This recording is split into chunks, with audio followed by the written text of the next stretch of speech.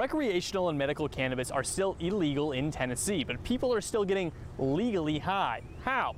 The market has expanded recently to include products with Delta 8 and Delta 10, which have quickly risen in popularity. They're sometimes called diet weed or weed light. All three deltas have a chemical formula and something called a double bond. Delta 9 THC is the compound that makes you feel high. Its double bond is on the 9th carbon chain. Delta 8 is on the 8th carbon chain and Delta 10 is on the 10th.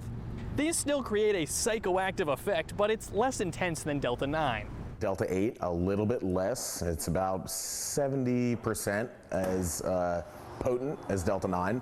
And then Delta 10 leans more towards the energy, creative, focus side of things.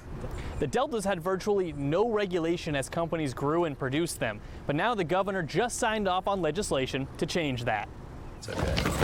Devin Aracena has been in the hemp industry for nearly half a decade. Just the passion for the plant and seeing how much power the plant has and can support people. And soon, she and her company Canvist could have a few more hoops to jump through to sell Delta 8, 9, and 10. Governor Bill Lee just signed off on a bill to regulate the Delta hemp industry. Delta 8's been completely unregulated up until this point. And what the bill is trying to do is trying to assure the public and the consumer that the product that they're buying is what it says it is, that it doesn't have contaminants. We're not going to sell it to people under 21 years of age. As the law currently stands, there's no real checkpoint for making sure the product is clean and potent.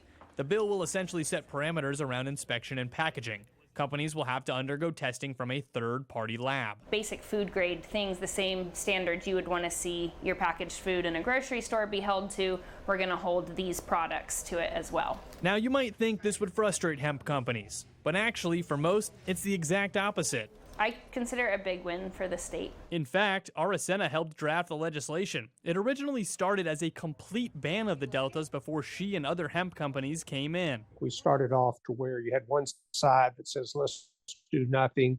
You had the other side that, let's say, completely banned it and to ban it.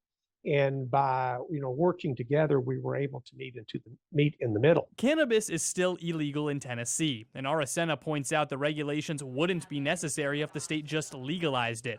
But either way, she'll be prepared. We'll always find a way to get the plant to the people. In Nashville, Chris O'Brien.